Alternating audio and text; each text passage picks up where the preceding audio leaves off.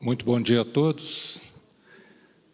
É uma alegria renovada como estamos aqui. Agradeço a todo o grupo aqui do centro, a pessoa da Gleides, pela oportunidade que nos é concedida. A última que nos foi concedida, de última hora eu não pude vir porque peguei dengue, então fiquei bastante prejudicado do ponto de vista físico e não pude atender a essa satisfação.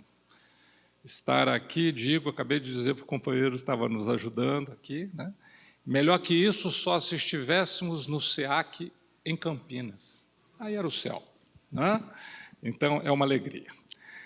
Nós vamos tratar de um assunto que é um assunto que nos faz refletir bastante e que é algo que é um ensinamento que nos veio a partir de Jesus. Ele nos fala que nós iríamos conhecer a verdade. E nós vamos ver nas palavras dele o que essa verdade vai fazer em termos de transformação nas nossas existências. A motivação para que nós tratássemos desse tema nasceu lá em São Carlos.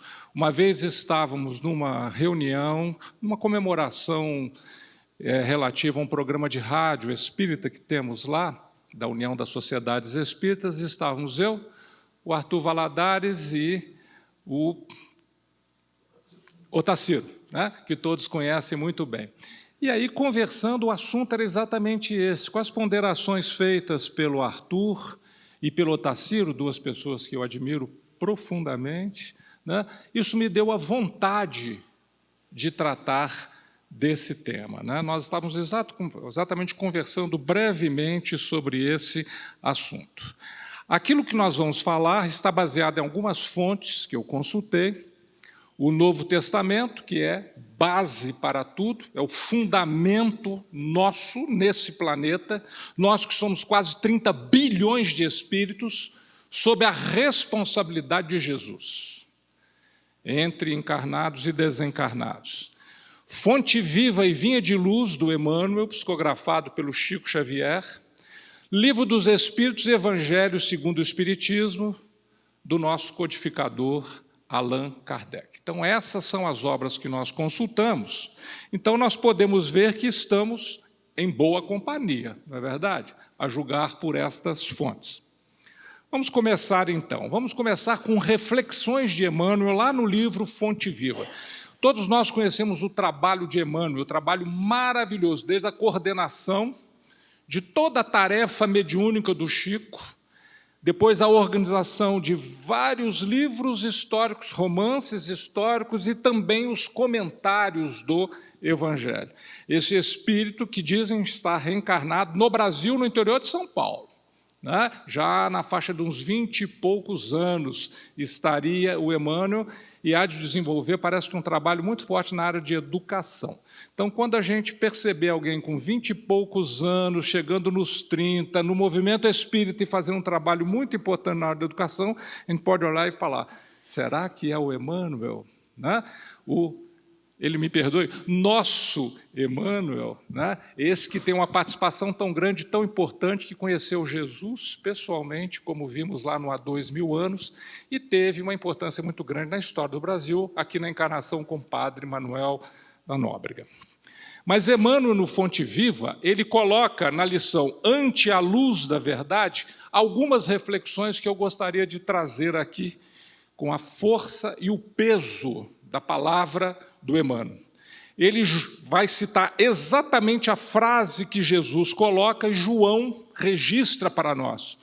E conhecereis a verdade vos libertará. Antes de iniciarmos nos comentários de Emmanuel, vamos já refletir um pouquinho sobre essa frase de Jesus. Conhecereis a verdade, ou seja, um dia nós vamos chegar lá.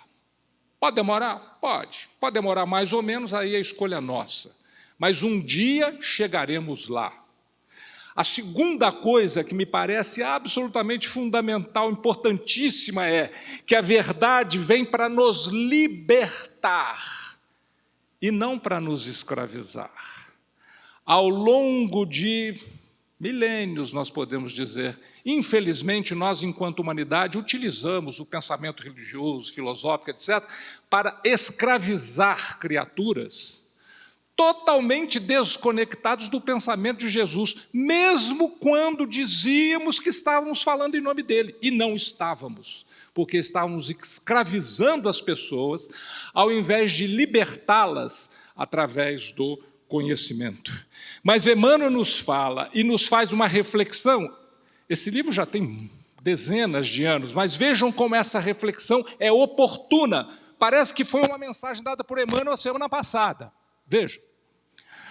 Muitos em política, filosofia, ciência e religião se afeiçoam a certos ângulos da verdade e transformam a própria vida numa trincheira de luta desesperada, a pretexto de defendê-la, quando não passam de prisioneiros do ponto de vista.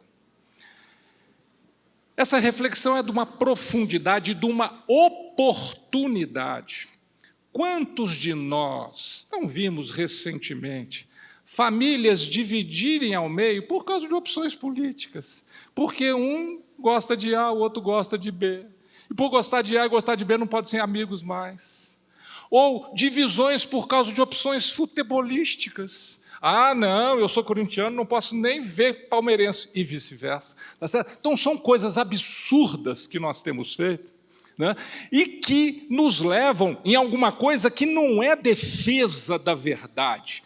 Na verdade, é escravidão. Nós estamos prisioneiros do ponto de vista e não daquilo que é essencialmente a verdade. Mas será que nós temos parâmetros para ajuizar? Temos, e muitos. Os parâmetros estão todos eles colocados onde? No pensamento de Jesus. Emmanuel nos lembra algo que é essencialmente cristão. A verdade libertadora é qual? É aquela que conhecemos na atividade incessante do bem. Se alguém estiver na atividade incessante do bem, aí sim, está amigo, harmônico com a verdade libertadora. O que define a libertação é a prática do bem, é o exercício do amor. E o fluxo de amor nós sabemos que tem um nome, caridade. E Kardec, de forma magistral, concluiu: fora da caridade não há salvação. Emmanuel nos fala mais: quem apenas vislumbra a glória ofuscante da realidade, e às vezes fazemos tanto isso, fala muito e age menos. Quem, todavia, lhe penetra a grandeza indefinível, age mais e fala menos. Então, nós devemos fazer uma reflexão, uma autocrítica muito importante. O que eu tenho feito? Eu tenho falado muito e agido pouco, ou eu tenho agido muito e falado pouco? Qual é a minha posição? E nessa posição em que eu me encontro, eu estou harmônico com essa verdade libertadora? Eu estou realmente me afinizando com esse movimento fantástico, magistral, importante e onipresente do trabalho do bem, que nasce profundamente lá do centro maior de tudo, que é da divindade do nosso Pai? Estou nessa condição ou não? Não estou. Opa, preciso corrigir o rumo.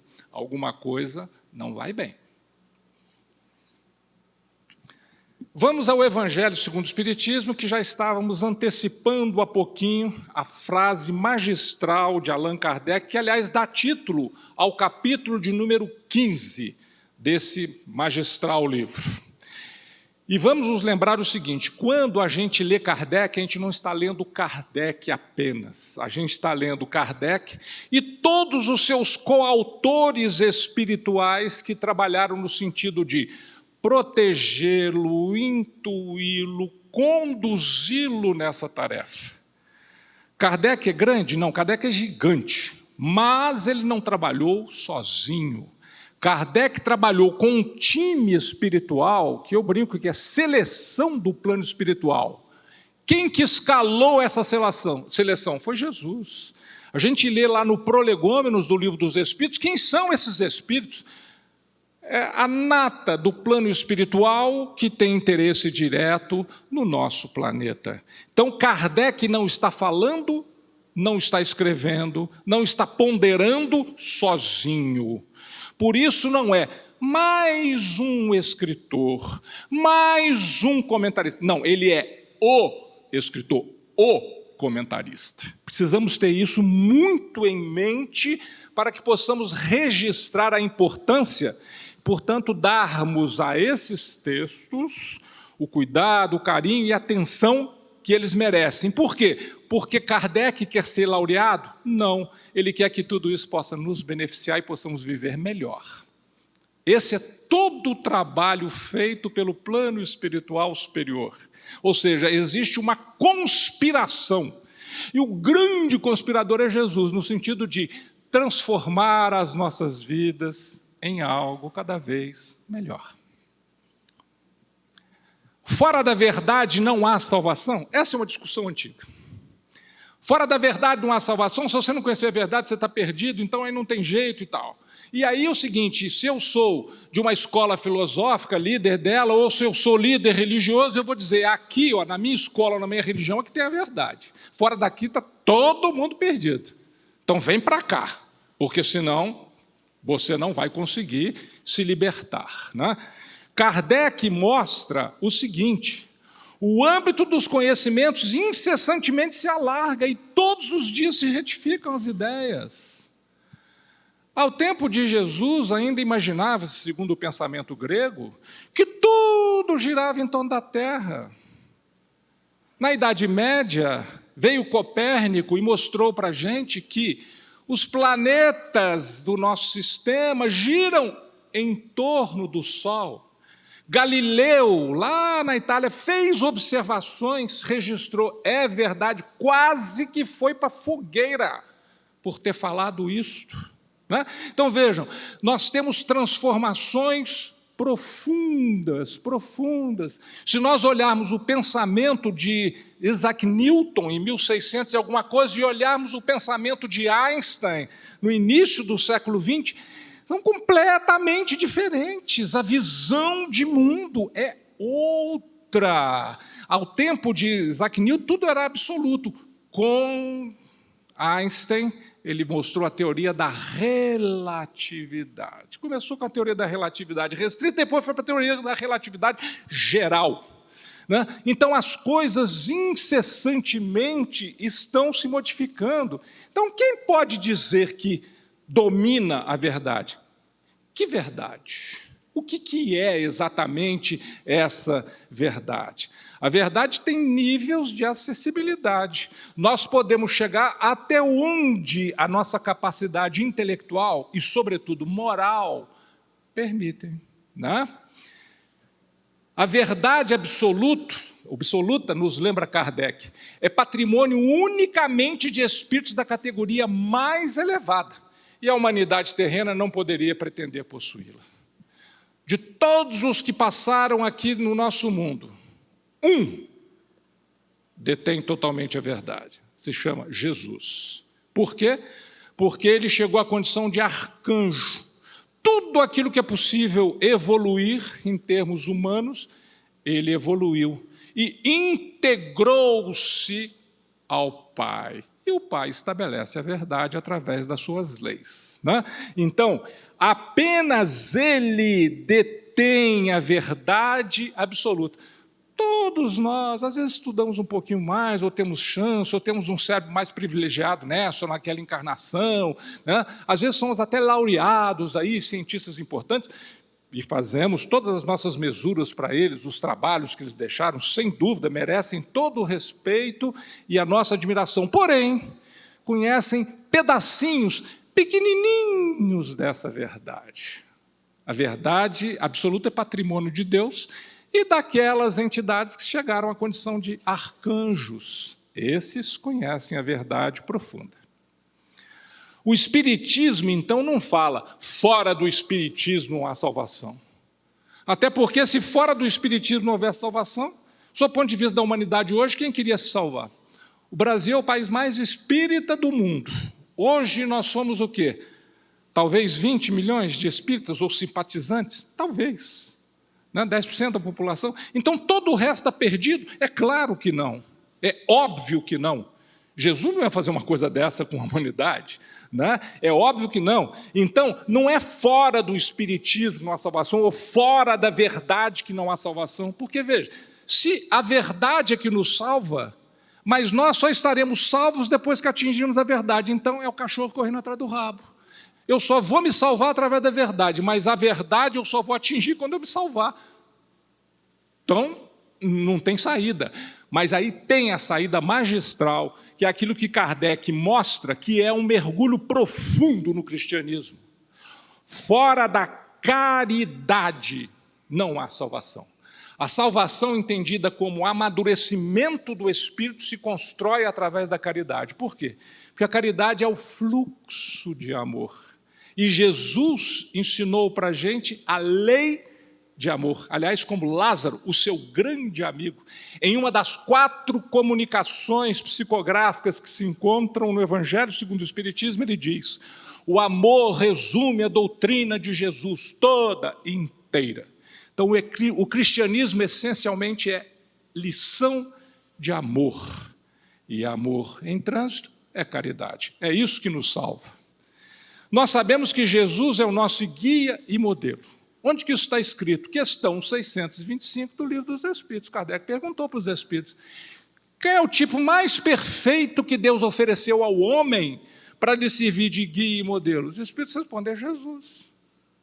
Então, é nele que nós temos que mirar. Guia é quem nos conduz, modelo é aquele para quem a gente tem que olhar e falar: opa, eu preciso fazer isso aí, preciso aprender a fazer desta maneira. Para quê? Para ter carinha de anjo barroco? Não, para eu viver melhor, mais feliz, ter mais saúde, para eu poder atingir aquilo que eu tanto desejo, que é a felicidade, e que está colocada à nossa disposição pela suprema misericórdia divina. Tudo isso está à nossa disposição e os caminhos estão traçados. Nós sabemos exatamente os caminhos que nós devemos seguir. Aliás, Jesus não falou: eu sou o caminho, a verdade e a vida? Está lá, é nele que nós precisamos fundamentar as nossas ações, os nossos pensamentos, sobretudo os nossos sentimentos. Aliás, vamos lá, direto, no Novo Testamento. João, lá no capítulo 14, Jesus fala isso que estávamos lembrando há pouco. E Jesus lhe diz: eu sou o caminho, a verdade e a vida. Então, quando alguém perguntar o que é a verdade, para nós, a verdade é Jesus, ponto.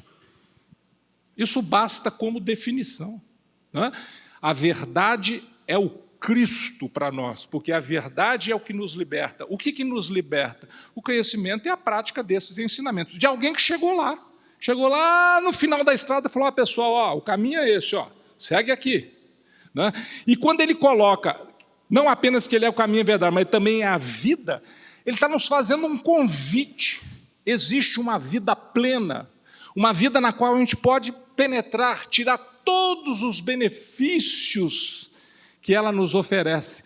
Mas para penetrar essa vida plena, é através desses ensinamentos que nós chegamos lá. Mas ele continua: ninguém vai ao Pai senão por mim. Ele está se vangloriando? Não, ele é o exemplo vivo da humildade. Ele está mostrando que o caminho é esse tipo de ação, esse tipo de visão de vida, esse debruçar-se sobre o semelhante e entender que o interesse dele é tão importante quanto o seu. Se me conheceis, diz o Mestre, conhecereis também a meu Pai. Queremos sentir o Criador, vamos sentir através do Filho.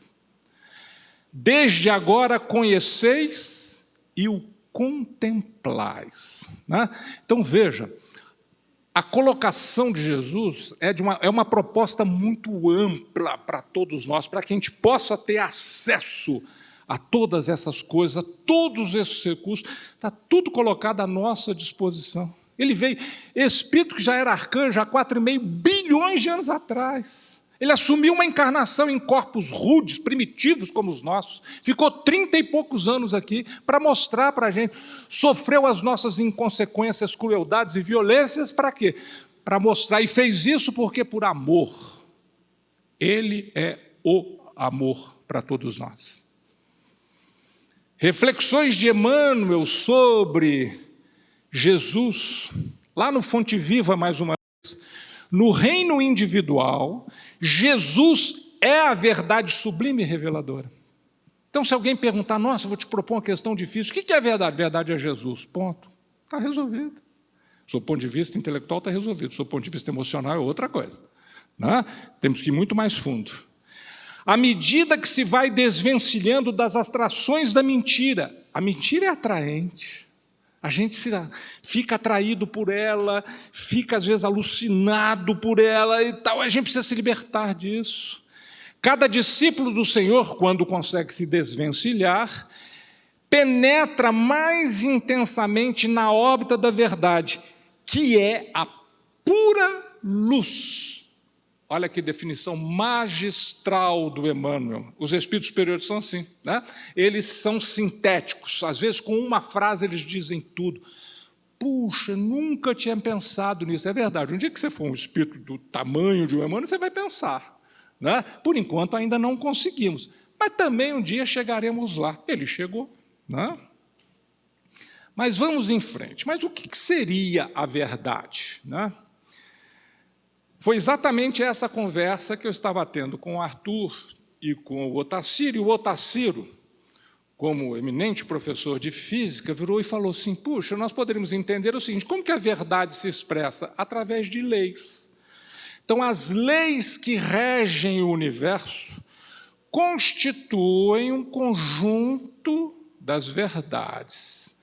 Pensei sobre isso e falei, puxa, Otacílio, como sempre, tem razão, né? É isso mesmo. A verdade se expressa através de leis. E nós temos leis que regem o mundo material, as coisas do dia a dia. Por exemplo, eu deixo esse objeto cair, ele cai. Eu solto o objeto, ele cai, porque a terra atrai. Isso é uma lei física. Né? Essa é uma lei do mundo material. E tem leis que regem o nosso mundo moral. O nosso comportamento, as consequências daquilo que nós fazemos, sentimos, sobretudo, desejamos. Difícil controlar e equilibrar o desejo. Né? Então, tudo isso vai moldando, ou é moldado pelas leis que regem o mundo moral. Então, vamos lá no Livro dos Espíritos, nosso livro fundamental da doutrina espírita, questão 617. Kardec pergunta, as leis divinas, que é o que compreendem no seu âmbito?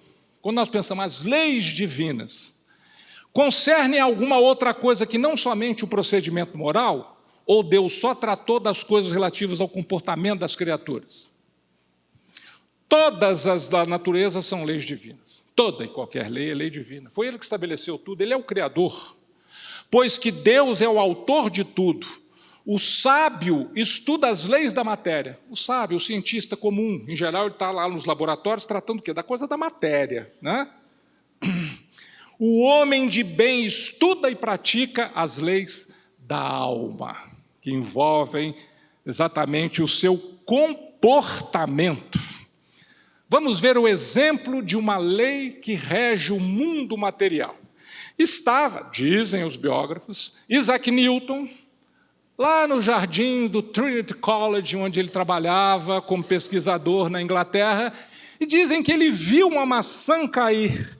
Ao ver a maçã cair, ele percebeu que a atração que a Terra faz sobre os objetos, que define o fato de que cada objeto tem o seu peso, essa é a mesma força que faz com que um planeta atraia o outro, ou que a Terra atraia a Lua, ou que o Sol atraia cada um dos planetas do sistema solar. Né? Então, isto é uma lei. Então, Newton através de uma visão brilhante, sem dúvida, intuído, o Newton concebeu a chamada lei da gravitação universal, que afirma o quê? Quanto mais massa tiver, mais força vai ser feita. Então você pega, por exemplo, você está na órbita da Terra, você vai para a órbita da Lua, nós vimos. A gente cansa de ver isso aí, filmagens foram feitas de astronautas que pisaram na Lua. Eles pulam, parece que eles estão levinhos, parece que é coisa de 1/6 do peso. Por quê? Porque a massa da Lua é muito menor que a da Terra. Então essa foi uma das coisas brilhantes que o Newton compreendeu. Outra coisa que ele compreendeu nessa lei: quanto mais distante, menor é a força. Se eu dobrar a distância, a força divide por 4, só para vocês terem uma ideia. Essa é a lei da gravitação universal. Mas aqui hoje não nos interessa entrar nessas questões, porque isso aqui não é aula de física, tá certo? Nós precisamos voltar às questões que nos importam, sob o ponto de vista das leis que regem a nossa vida, mas vamos para o lado das leis morais, que regem o nosso comportamento. As leis do mundo material, a ciência, de uma maneira geral, está fazendo para todos nós esse trabalho. Então, vamos lá. Tem um lugar onde a gente encontra essas leis? Tem. É exatamente a terceira parte do Livro dos Espíritos. O Livro dos Espíritos está dividido em partes, né? São, na verdade, 4 livros. Na terceira parte, Kardec vai tratar exatamente dessas leis, as leis morais. Então, nós optamos por pegar essas leis para nós relembrarmos esse conjunto de verdades que constituem as leis que regem o nosso comportamento. Obviamente que não temos nenhuma pretensão de que haja tempo suficiente para nós passarmos por todas as questões do Livro dos Espíritos que tratam disso. Isso seria um curso. Certamente aqui no centro tem os cursos de estudo do Livro dos Espíritos. Por favor, procurem, estudem o Livro dos Espíritos. Aliás, estudar o Livro dos Espíritos é uma coisa fabulosa. Eu me lembro, deve ter sido 1978. Eu estudava ainda lá na minha cidade natal, que é Juiz de Fora, Minas Gerais, e o grande Divaldo Pereira Franco foi fazer uma palestra num cinema bacana da cidade, tal, Cinema Excelsior. Fui lá assistir a palestra do Divaldo, como sempre, brilhante. O Divaldo disse o seguinte, que certa vez a Joana chegou para ele e falou assim: Divaldo, preciso estudar o Livro dos Espíritos. Não, mas eu estou lendo. Não, você tem que estudar sistematicamente o Livro dos Espíritos. Ele começou, ele leu sistematicamente, estudou detalhe por detalhe, pergunta por pergunta. Quando ele chegou no final, ele falou: Joana, acabei, o que eu faço agora? Ela falou: estude o Livro dos Espíritos. Em 1978, ele já tinha estudado sistematicamente 14 vezes o Livro dos Espíritos. Divaldo, 1978. Como ele nos deixou do corpo há pouco, eu imagino a quantidade de vezes que esse homem não deve ter feito isso. Dezenas de vezes ele estudou de forma sistemática o Livro dos Espíritos. E nós precisamos fazer isso. É a síntese da doutrina espírita, está lá. É o primeiro livro do Pentateuco kardeciano para todos nós, né? Então vamos lá, vamos recordar algumas dessas leis. Tem muita coisa ali. Vou pegar uma ou duas perguntinhas de cada uma só para a gente refrescar a memória e ficar com mais vontade de reler o Livro dos Espíritos. Vamos lá. Quem são essas leis? 6 primeiros capítulos, são 12 capítulos. Lei divina ou natural, lei de adoração, lei de trabalho, lei de reprodução, lei de conservação, lei de destruição. Mas aí tem mais 6 capítulos. Lei de sociedade, lei de progresso, lei de igualdade, da lei de liberdade e a mais, no meu pobre julgamento, a mais importante de todas, a lei de justiça, de amor e de caridade, porque ela vai nos levar à possibilidade de atingir um dia a perfeição moral, que é o capítulo de número 12. Tá? Então, nós vamos fazer assim uma espécie de um voo panorâmico. Vamos supor que a gente lançasse um drone, né? E a gente fosse fazer um voo panorâmico sobre essas leis. Vou lembrar algumas delas. Por exemplo, questão 614, no capítulo 1, lei divina ou natural. O que se deve entender por lei natural? O que isso significa? Os espíritos respondem, a lei natural é a lei de Deus. É a única verdadeira pela felicidade do homem. Opa, aqui já tem uma informação muito preciosa. Quanto mais eu aprendo essas leis e as observo, melhor eu vivo. Indica-lhe o que deve fazer ou deixar de fazer, e ele só é infeliz quando dela se afasta. Afastou da lei, está no vinagre, tá certo? Alguma consequência vai existir, porque nós sabemos que existe uma lei de causa e efeito. Eu posso lançar as causas que eu quiser no universo. As consequências serão naturalmente depositadas no meu colo.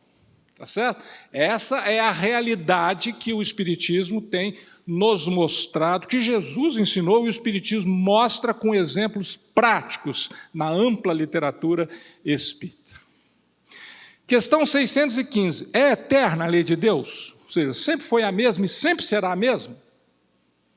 Eterna e imutável como o próprio Deus. Porque, veja, se uma lei sofresse transformações, na nossa organização civil, nós vamos mudando as leis. Tá certo? Toda hora está discutindo, toda hora está lá no Congresso, lei nova sobre isso, sobre aquilo, modificação, modifica até a Constituição. Quantas Constituições o nosso país já teve? Várias. Né? Então, existe uma modificação das leis dos homens. A lei de Deus modifica? Não. Porque se ela modificasse, ela tinha que se modificar para melhor. Mas se ela se modificar para melhor, significa que anteriormente ela não era suficientemente boa. Mas se ela não era suficientemente boa, será que ela poderia ter partido de um ser perfeito, que é Deus? Não. Então, a lei é eterna e imutável. Não muda nunca, é sempre a mesma. Ou seja, estabilidade jurídica no universo. Estabilidade total, né? Não muda nunca. E não tem interpretações diferentes. Porque um acha isso, aquele ministro acha... Nada disso. É aquilo que Deus estabeleceu e pronto. Capítulo 2, lei de adoração. Adoração, questão 648. Em que consiste a adoração? Que história é essa de adoração? Na elevação do pensamento a Deus. Deste, pela adoração, aproxima o homem à sua alma. Né? Quando nós elevamos o nosso pensamento a Deus, nós o estamos adorando, nós estamos dele nos aproximando. Que é coisa melhor para a criatura do que estar próxima do seu Criador? Eu me lembro, meu pai teve uma encarnação longa, 99 anos, e até o finzinho lúcido, uma pessoa ótima, bem-humorada e tal.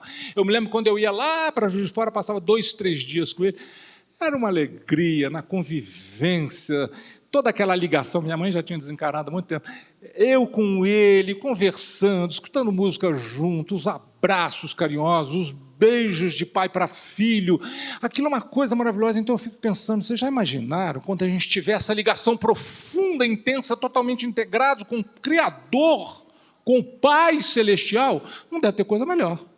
Né? E nós podemos fazer ensaios disso. Como? Através da elevação do nosso pensamento a Deus, né? Através da adoração. Lei de trabalho, capítulo 3, 674, a necessidade de trabalho é a lei da natureza? Tem que trabalhar sempre? Na hora que eu achar que eu vou agora descansar, é isso mesmo? Tem que trabalhar sempre. O trabalho é lei da natureza, por isso mesmo que constitui uma necessidade. E a civilização obriga o homem a trabalhar mais porque lhe aumenta as necessidades e os gozos. Né? Antigamente a gente tinha menos necessidades, a tecnologia não estava tão avançada, vai avançando, aí aparece um tênisinho que tem um amortecedor, você fala, nossa, aquele probleminha de coluna que eu tenho, se eu tivesse tênis vai ser bom. Aí eu trabalho honestamente, ganho alguma coisa, posso adquirir um tênisinho melhor. Ou eu posso ter um veículo, ou se já tenho um, posso tentar ter um outro um pouquinho melhor, para ter um pouco mais de conforto ou segurança. Então, veja, as necessidades vão se apresentando e a gente vai trabalhando, estou falando do trabalho normal, trabalho profissional, né? Para que a gente possa bancar tudo isso. Mas veja, a questão 675 tem uma explicação fundamental.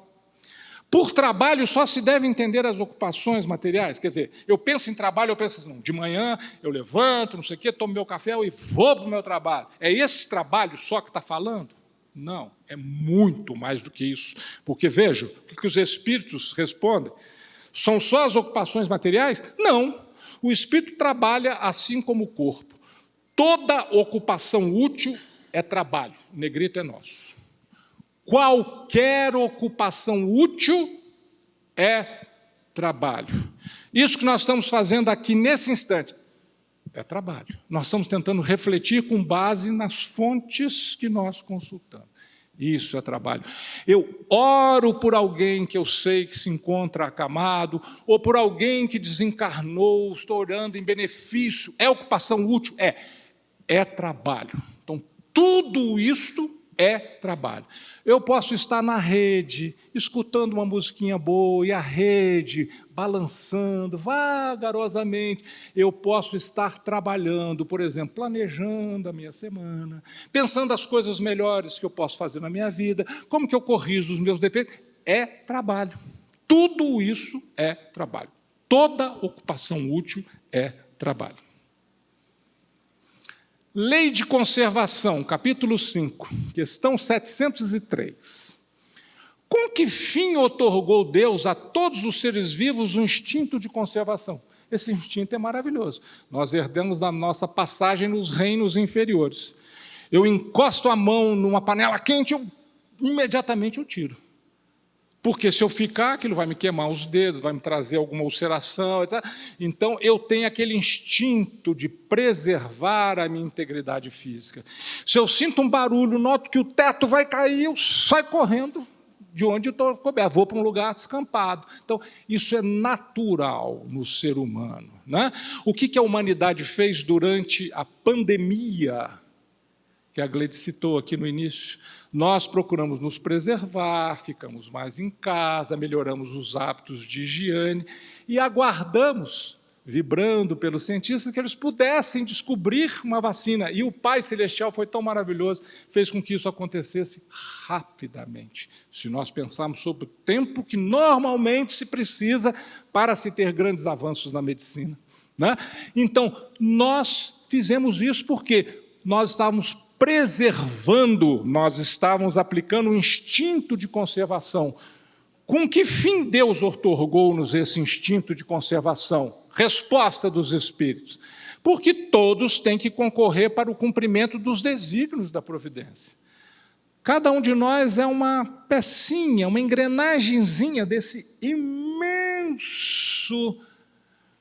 mecanismo que é o universo, ou que são os multiversos, como os físicos falam atualmente, né? Então, cada um preservando a sua própria vida, nós temos aquele tempo de encarnação para colaborar de alguma forma, com o meio onde nós estamos, com a nossa família, com o ambiente de trabalho profissional e assim por diante. Continuam os Espíritos. Por isso foi que Deus lhe deu a necessidade de viver. Jesus não falou com Nicodemos? É preciso nascer de novo para atingir o reino dos céus. Então, a gente precisa da encarnação, então a gente precisa preservar o corpo. Não ficar apaixonado pelo corpo e coisa absurda. Não, mas preservar o corpo, preservar as condições de saúde física, mental, etc., para que a gente possa aproveitar da melhor forma a encarnação. Acresce que a vida é necessária ao aperfeiçoamento dos seres, grifo nosso. Eles o sentem instintivamente, sem disso se aperceberem.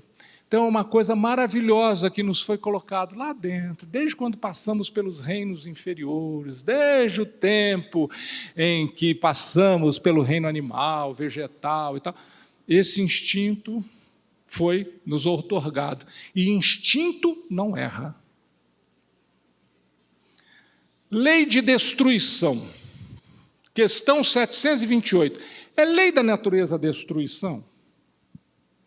Preciso é que tudo se destrua para renascer e se regenerar. Aquilo que a gente chama de destruição, em geral, é regeneração, né? É o que eles explicam. Porque o que chamais destruição não passa de uma transformação que tem por fim a renovação e melhoria dos seres vivos. Nós temos hoje no planeta, dizem os estudiosos, arsenal nuclear para destruir o planeta 5 vezes. Ai, meu Deus, e se um dia destruir o planeta? Se Jesus permitir que isso aconteça, porque a decisão final é dele. Se Jesus permitir que isso aconteça, podem ter certeza, ele tem na mão o plano B, o plano C, o plano D, já tem os outros lugares para a gente ir, porque ele mesmo ensinou, há muitas moradas na casa do meu Pai. Eu posso morar aqui na Terra, eu posso morar em Marte, eu posso morar em algum planeta que os astrônomos ainda nem definiram, eu posso passar um tempo no plano espiritual, e daí eu vou continuar vivo, graças a Deus. Né? Então, como ele diz, não se turbe o vosso coração. Calma. Né? Então, vamos manter a calma. Ah, mas as águas estão meio turbulentas. Então, fecha-se um ciclo de evolução, o que nós estamos? Nós estamos no meio da reforma. No meio da reforma, cai parede, sobra poeira, resíduo para tudo quanto é lá. É assim a reforma. Ao final, casa renovada, tudo prontinho para continuarmos, se merecermos. Os mansos herdarão a terra, não foi o que ele nos ensinou? Se merecermos, teremos a terra renovada. Ah, e se não for aqui, será em algum outro lugar, um lugar que ele determinar, porque ele sabe muito bem o que faz. Capítulo 7, lei de sociedade. A vida social está na natureza, quer dizer, a gente deve mesmo viver em sociedade, conviver com as demais pessoas. Certamente, Deus fez o homem para viver em sociedade. Não lhe deu inutilmente a palavra e todas as suas faculdades necessárias à vida de relação. Então, nós estamos imersos no meio social. Para quê? Para convivermos.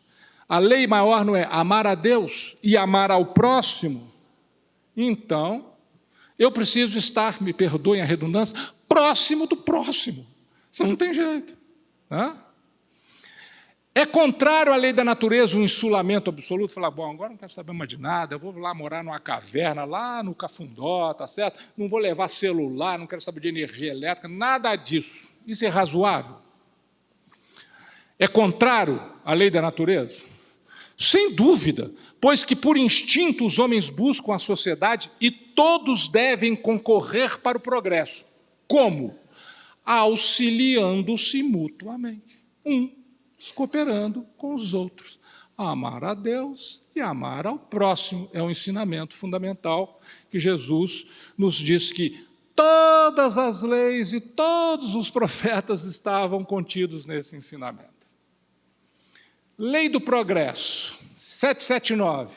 A força para progredir, áurea o homem em si mesmo ou o progresso é apenas fruto de um ensinamento? Quer dizer, tem alguma coisa dentro da gente que impulsiona, ou eu progredo porque eu fico olhando ali, e meu pai progrediu, meu irmão mais velho fez isso, então também vou dar uma progredidazinha. Como é que funciona? O homem se desenvolve por si mesmo, naturalmente, ou seja, tem uma lei.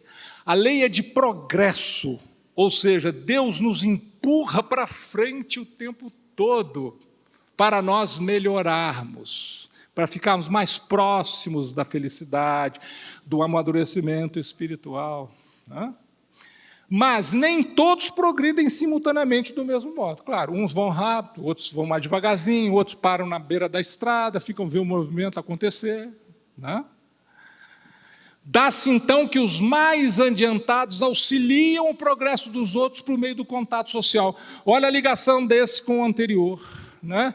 O progresso, alguns que já progrediram mais vão lá e dão as mãos para aqueles que progrediram menos, cooperação através da inserção no meio social. Lei de igualdade.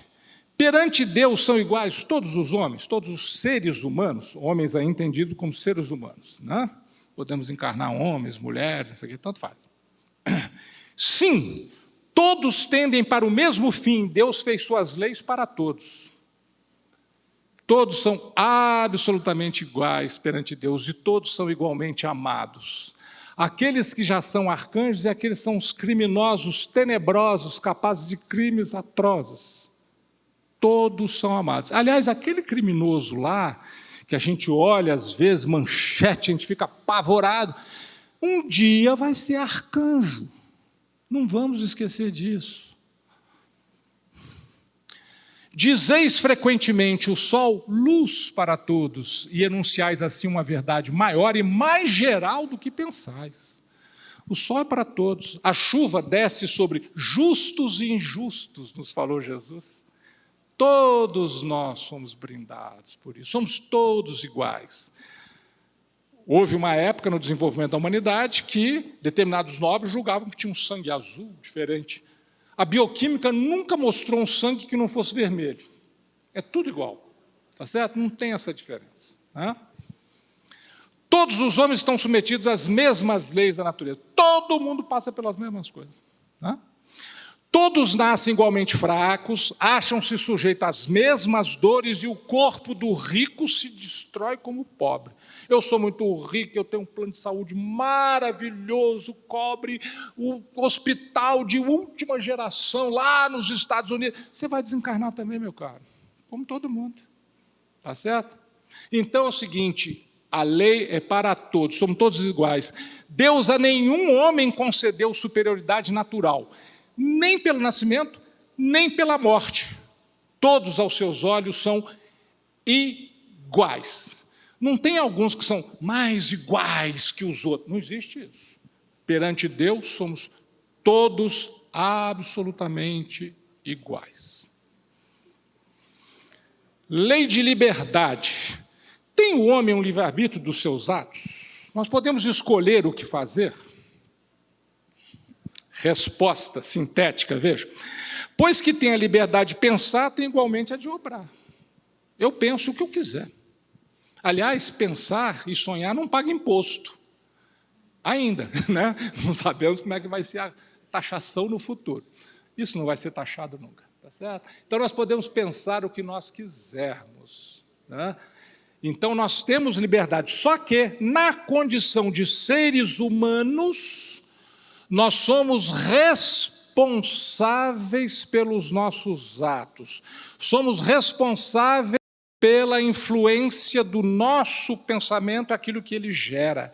Porque cada pensamento gera uma forma pensamento em torno de nós. André Luiz, através do lápis do Chico Xavier, mostrou isso de forma magistral, né? Sem o livre-arbítrio, o homem seria o quê? Máquina. Seria só o determinismo. Nós não somos máquinas.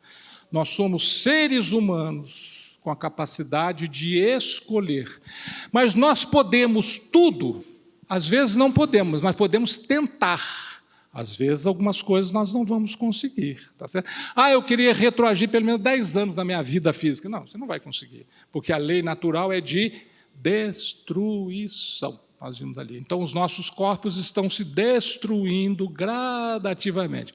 Me lembro muito de um tio meu, cheio de frases maravilhosas, foi através dele que eu comecei as primeiras lições do Espiritismo. Às vezes, uma pessoa tinha uma morte súbita, né? Alguém chegava assim e falava assim, Adolfo, fulano morreu de repente. Ele falou, de repente? Não, levou 48 anos para morrer. É verdade, tá certo? A partir do instante que a gente nasce, a gente começa a morrer. O corpo começa a morrer. Nós continuaremos vivos para sempre. Graças a quem? Aquele que nos criou, que não permite que nada nos destrua, né? Lei de justiça, de amor e de caridade, a mais importante de todas no meu julgamento. Como se deve definir a justiça? O que é justiça? Tem muita discussão sobre justiça, né? O Poder Judiciário no Brasil tem uma atuação muito marcante, muito presente, etc. A gente está sempre ouvindo falar em justiça. A justiça consiste em cada um respeitar o direito dos outros, dos demais. A gente pensa que é o contrário, né? Que justiça é os outros respeitarem o meu direito. Olha o que os Espíritos estão falando. Justiça é você respeitar o direito dos outros. É claro que se todo mundo fizer isso, os seus direitos também serão respeitados.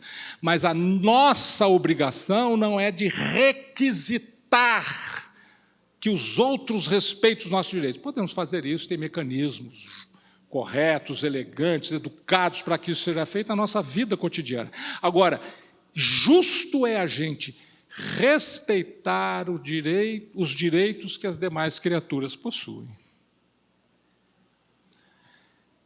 Kardec pergunta para os espíritos, tem 3 perguntas do Livro dos Espíritos que, para as minhas necessidades, eu julgo as mais importantes de todas. São 3. Uma nós já lembramos aqui, 625.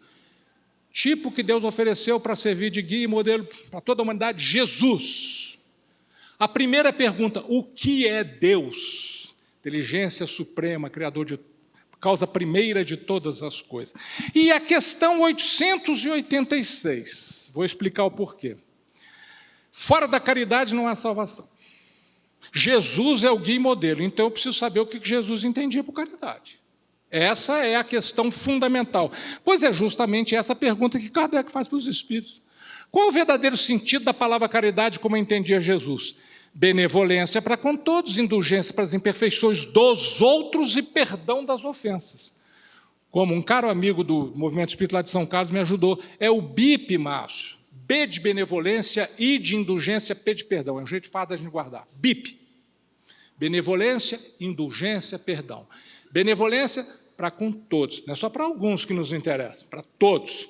Indulgência para com as imperfeições dos outros. Devemos ser muito observadores das nossas próprias imperfeições. Com os outros devemos ser indulgentes. E perdão das ofensas. Essas 3 coisas constituem exatamente o que significa caridade. Essa é a verdade maior trazida por Jesus. E para encerrarmos, Mahatma Gandhi, todos nós conhecemos Gandhi. Gandhi foi aquele espírito iluminadíssimo que lá na Índia conseguiu libertar o seu povo do poderosíssimo Império Inglês sem uma guerra, de forma pacífica. Mahatma significa grande alma, e ele merece esse título. Reconheço isso observando o quê? Lá no livro A Caminho da Luz, onde Emmanuel faz um resumo de toda a história da humanidade, um livrinho pequeno em tamanho, enorme no conteúdo, Emmanuel faz uma referência ao Gandhi. Só que Gandhi ainda estava encarnado, quando Emmanuel faz uma referência à grandeza do Gandhi. Né? Então, veja, isso é uma coisa muito pouco comum, um espírito fazer uma referência elogiosa a alguém que está encarnado. Se uma entidade um dia começar a fazer muitos elogios a você durante um trabalho, toma cuidado, pode ser fascinação. Toma cuidado, tá certo? Então, veja, se o Emmanuel falou, isso é porque ele merece o título de Mahatma, que significa grande alma. O Mahatma, uma vez ele ensinou que a verdade é dura como diamante e delicada como a flor do pessegueiro. Peguei na Wikipédia aqui uma foto do pessegueiro, da flor do pessegueiro, essa coisa delicada, linda, né? As flores são benefício para os nossos olhos, né? Coisa maravilhosa. A primavera, não só a natureza sorri, a gente sorri mais, né? Olhando as flores, tudo bonito, colorido, né? Ele diz isto aqui: a análise superficial dos conceitos filosóficos, nos fala o espírito Armed, pelo médium Francisco do Espírito Santo, lá de Catanduva, pode nos levar à dureza do diamante. A análise superficial dos conceitos filosóficos pode nos levar a essa dureza do diamante. O diamante é uma coisa maravilhosa, um diamante bem lapidado, puxa, é uma obra de arte, né? E o diamante é duro, tanto que é duro quando um vidraceiro tem que cortar alguma coisa, o que ele faz? Ele pega algo que tem uma ponteira de diamante, porque o diamante é um mineral duro por si. Então, se nós formos na análise superficial de conceitos filosóficos, na busca da verdade, podemos chegar à dureza do diamante. Porém, analisando o pensamento do Mahatma Gandhi, o Armed conclui: quem se deixar levar pela intuição da alma, gozará da verdade divina, percebendo as nuances sutis e delicadas da flor do pessegueiro. Não posso falar por cada um de vocês, não posso falar por mim. Em função das minhas necessidades pessoais, entendo. Pelo menos nesse momento, é muito mais importante para mim perceber a delicadeza da flor do pessegueiro, e mais pelas intuições da alma, pelos ensinamentos de Jesus, do que buscar a dureza do diamante. Com todo respeito e admiração a esse mineral precioso e eventuais joias tão belamente confeccionadas pelos verdadeiros escultores que as lapidam. Né? Então, veja, nós vamos buscar o quê? A dureza do diamante ou a flor do pessegueiro? Pessoalmente, eu tenho buscado mais a flor do pessegueiro. Muitíssimo obrigado, um ótimo domingo a todos, uma semana iluminada. Muito obrigado.